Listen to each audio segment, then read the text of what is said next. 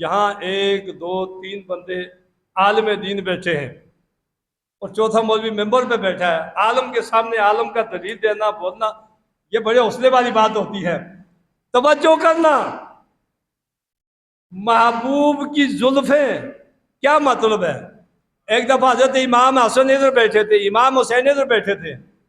حضرت امام حسین نے فرمایا نانا ادھر، آپ 2 قدمیں سے چلے تو حضرت امام حسین نے زلفوں کو کھینچ دیا، فرمایا نانا ادھر، نانا ادھر چلے. امام غزالی فرماتے تمہیں پتہ ہے اس کے پیچھے راز کیا ہے؟ ساری دنیا کی توجہ اللہ کی طرف ہے، اللہ کی توجہ محبوب مصطفیٰ کی طرف ہے. سب مختصر بات، ساری دنیا خدا کی رضا چاہتی ہے اور خدا مصطفیٰ کی رضا کی چاہتا ہے. حسن حسین وہ شاہ سوار سازتے ہیں کہ گویا جدھر ان کی توجہ پھر جاتی ہے خدا کی خدائی ادھر پھر جاتی ہے. مگر یار سنیں عقیدت اور محبت سے ایک جملہ اس سے آگے کا بھی. محبوب تو عالم کے کندھوں پہ سواری کرنے والے حسن حسین کا یہ مقام ہے، اور خود کملی والا جو ابو بکر کے کندھوں پہ بیٹھ کے غار ثور تک گیا، اس ابو بکر کی شان کتنی بڑی ہوگی. میں اس لیے کہا کرتا ہوں کبھی گمراہ نہ ہونا. یہ بدبخت لعین جب بھی ماتم ہوتے ہیں، یہ 10 دن ماتم میں کیا کرتے ہیں؟ امام حسن امام حسین پہ صلوات پڑھتے ہیں، حضرت سیدنا ابوبکر صدیق اور عمر پر معاذ اللہ گالیاں بکتے ہیں. ان لوگوں کا تماشا دیکھنا بھی جہنم، ان کے اندر جانا بھی جہنم، ان کو پسند کرنا بھی جہنم ایک کردار ہے. یار جس ابوبکر کے لیے سلام میرا اللہ بھیجے، جس ابوبکر کے گھر رشتے کے لیے میرا اللہ نبی کو بھیجے، جس ابوبکر کی بیٹی کے گھر میں جب موجود ہو تو قرآن نازل ہوتا ہے، جبرائیل رحمت لے کے آتا ہے، فرشتے انوار لے کے آتے ہیں، جنت پھول لے کے آتی ہے، مشرق و مغرب مہک لے کے آتے ہیں، زمین و آسمان جس گھر پہ رش کرتے ہیں اور قیامت تک وہ گھر. لوگ اپنے اپنے باغوں کی گھروں کی بات کرتے ہیں. کیا شان ہے یا سیدنا صدیق اکبر کی. صدیق اکبر کا گھر عرش بھی اعلیٰ ہے. کہہ دو سبحان اللہ. میں دلیل دوں گا، میں دلیل، آپ نے یہ پہلے نہیں سنی ہوگی بات. سیدنا صدیق اکبر کا گھر مشرق و مغرب سے بھی اعلیٰ، شمال و جنوب سے بھی اعلیٰ، خدا کی زمین سے بھی اعلیٰ، 7 آسمان سے بھی اعلیٰ، عرش سے بھی اعلیٰ ہے. وجہ کیا ہے؟ جہاں گنبد خضرا آج موجودہ قبر مصطفیٰ ہے، وہ پتہ ہے ملکیت کس کی ہے؟ وہ حجرہ حضرت عائشہ کا ہے. اونچی آواز سے کہہ دو سبحان اللہ. یار ناسا چھک کے نہیں، اونچی آواز گد کیا کہ سبحان اللہ. جس کی بیٹی جہاں قدم رکھے وہ محبوب مصطفیٰ کا دولت خانہ بنے. میرا اور آپ کا نبی جہاں آرام گاہ ہے وہ حضرت عائشہ کی ملکیت ہے. ارے سنو، ملکیت صفات میں آتی ہے، ذات میں نہیں آتی ہے. قبلہ علامہ صاحب یہ علم والے جانتے ہیں، کہہ دو سبحان اللہ. ملکیت ذات میں نہیں آتی، ملکیت صفات میں آتی ہے. جس کی صفات عرش و فرش سے افضل ہے، مجھے بتاؤ اس کی ذات کا عالم کیا ہوگا. اور ان کی بیٹی کی ایک بات سنا دو، سینے میں ٹھنڈ پڑ جائے گی.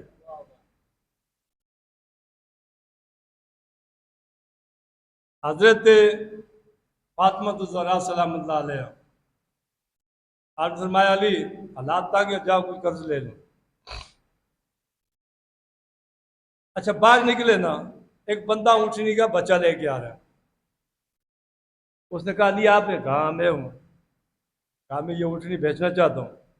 کہا میں بھی لینا چاہتا ہوں. کہا لے لیں. کہا میرے پاس پیسے کوئی نہیں، درہم و دینار کوئی نہیں. اس نے کہا آپ کے سوا میں کسی کو دینا نہیں چاہتا. کہا کیوں؟ کہا آپ کی شجاع بہادری کا سنا ہے، اور شجاع بہادر جو آدمی لوگ ہوتے ہیں وہ بے غیرت نہیں ہوتے، وہ غیرت مند ہوا کرتے ہیں.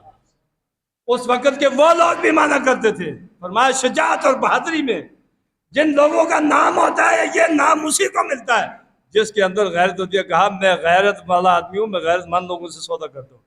کہا میرے پاس پیسے کوئی نہیں. کہا یہ ٹھیک ہے لے جاؤ. آپ اٹھتی کے بچہ گھر لے کے آئے. اچھا ابھی گھر پہنچے نہیں، اتنے میں ایک اور بندہ آ گیا. کہا یار اٹھنے بھیجتے نہیں ہو؟ کہا بھیجتا ہوں میں. کہا تم کتنے کی لیتے ہو؟ کہا بھائی جو سودا کہوں گا وہ پکا. کہا پکا ہے. کہا 160 دینار. کہا دے دو.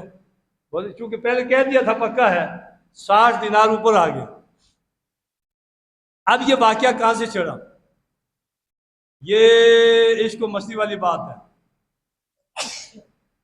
حضرت مولا علی پاک، حضرت زہرا پاک، حضرت حسن پاک، حضرت حسین پاک، حضرت فضہ پاک، نہیں سمجھے گے آپ؟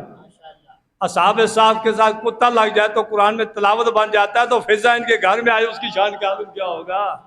ارے کتا آ جائے صحاب کہف کے دروازے پہ تو قرآن میں وہ تلاوت بن جاتا ہے، بخشش کا ذریعہ بن جاتا ہے۔ فضہ تیری عظمت کا کہ تو ان کے گھر میں آ جاؤ، فرشتے بھی غلام بن کے آتے ہیں۔ روزہ رکھا، ایک دن گیا روزہ، دوسرے دن گیا روزہ، تیسرے دن روزہ ہی چل رہا ہے۔ اب تیسرے دن افطاری ہونے والی ہے، کہا علی جاؤ کچھ بندوبست کرو، کچھ بھی نہیں ہے، سارا دن محنت مزدوری کی۔ آپ نے کیا کیا؟ جا کے اتنا لائے کہ جس میں سے 5-6 روٹیاں بن سکے۔ آپ لے کے جب گھر میں آئے،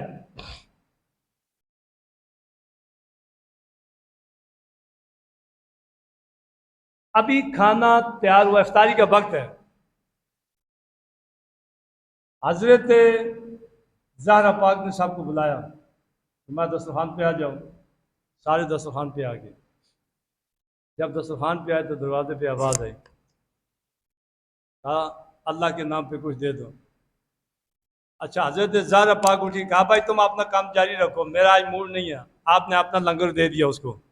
مولا علی پاک نے فرمایا تم کام جاری رکھو، میرا موڈ نہیں ہے، انہوں نے بھی لنگر دے دیا۔ حسن حسین آئے، کہا بابا جان آپ قربانی دے سکتے ہیں، ہم بھی تو نبی کے نواسے ہیں، انہوں نے بھی دے دیا۔ مختصر بات کروں، فضہ پاک غلام ہے اس گھر کی۔ آپ نے کہا کہ تمہارا موڈ دینے کا تو میرا بھی موڈ آج دینے کا ہو گیا ہے، انہوں نے بھی دے دیا۔ اچھا، دوسرے دن بھی ایسا ہو گیا، تیسرے دن بھی ایسا ہو گیا۔ محدث سے دہلوی فرماتے ہیں تمہیں پتہ ہے وہ جو یتیمون الطعام علی حبہ مسکینا و یتیما و اسیرا، ایسے ہی آئے تھے نا؟ تو وہ جو یتیم مسکین بن کے آئے تھے، قیدی بن کے آئے تھے، پتہ کون تھا؟ پہلے دن بھی جو آئے تھے وہ جبرائیل تھے، دوسرے دن بھی جبرائیل تھے، تیسرے دن بھی جبرائیل تھے، جن کے دروازے پر یتیم بن کر، مسکین بن کر، اسیر بن کر، محدث دہلوی فرماتے ہیں گویا کمی بن کے جن کے دروازے پہ آئے وہ فرشتوں کے سردار ہیں۔ مجھے بتاؤ، فرشتوں کے سردار جس کا کمی بن کے جن کے دروازے پہ آتا ہے، اس زارے کے دہلیز کا عالم کیا ہوگا؟ اس کا مقام کتنا بڑا ہے، اس کی شان کتنی بڑی ہے؟ آپ فرماتے ہیں اس بندے نے جو لے لیا نا، حضرت مولا علی کو بچت ہوگی کتنے روپے جی؟ 60 روپے۔ کتنے بچت ہوگی؟ 60 روپے۔ یہ واقعہ اس کے بعد کا آگے کا تھا۔ آپ کو بچت ہو گئی، آپ لے کے گھر میں آئے، ان کو معاملات وغیرہ کیا، تو اللہ کے نبی صلی اللہ علیہ وسلم کے پاس جبرائیل آئے۔ اللہ کے نبی نے بندہ بھیجا، کہا علی کو بلاؤ، کہا علی آئے، کہا تمہیں پتہ ہے تم گھر والوں نے 6 روپے نقد خرچ کیے تھے، یعنی 6 روپے کا مال لائے تھے نا، تو وہ حضرت علی پاک نے، زہرا پاک نے، حسن حسین پاک نے، اور جناب فضہ پاک ہی یوں کہوں گا، جو کہ پاکوں کے ساتھ لگی ہے، پاک ہی کہوں گا، فضہ پاک نے بھی، ان سب نے خرچ کیا۔ وہ 6 درہم یا دینار تھے، ان 6 درہم کا انہوں نے سب کچھ قربان کر دیا۔ اللہ نے فرمایا ان 6 درہم کے بدلے اللہ نے تمہیں 60 درہم عطا فرمائے ہیں۔ فرمایا جو اونٹنی لے کے تمہارے پاس آیا تھا وہ جبرائیل ہے، جو سودا کرنے آیا تھا وہ جناب والا میکائیل تھا، جس کو پیسے تو نے واپس عطا کیے تھے وہ جبرائیل تھا۔ کہا سمجھ نہیں آئی مجھے۔ دیکھا وہ اونٹنی نہیں ہے، اونٹنی کدھر گئی بھائی؟ تلاش کرو، سودا کیا ہے 60 روپے جس پہ منافع ہے۔ میرے محبوب صلی اللہ علیہ وسلم نے فرمایا 6 روپے تم نے قربان کیے تھے، اللہ نے 1 کے بدلے 10 یعنی کہ 6 کے بدلے 60 تمہیں دے دیے۔ وہ جو اونٹنی تھی نا، وہ تیری بیوی، میری پیاری بیٹی طیبہ طاہرہ سیدہ معصومہ آمنہ مومنہ جناب زہرا پاک سلام اللہ علیہ کی جنت کی وہ سواری ناکہ ہے جس کو اللہ نے فرمایا جنتیوں کا سودا جنت کے ساتھ ہوگا۔ فرمایا علی تو کائنات میں واحد خوشبخت آدمی ہے جس نے جنت کی سواری کے ساتھ جنتی فرشتوں کے ساتھ سودا کیا ہے۔ سودا کرنے والے بھی نوری، جس چیز کے ساتھ سودا کیا وہ بھی نوری تھے۔ ارے نور جس کے دروازے پہ غلام بن گیا ہے، مجھے بتاؤ نا علی کی وہ دہلیز کتنی کمال والی ہوگی، والی کی دہلیز کتنی شان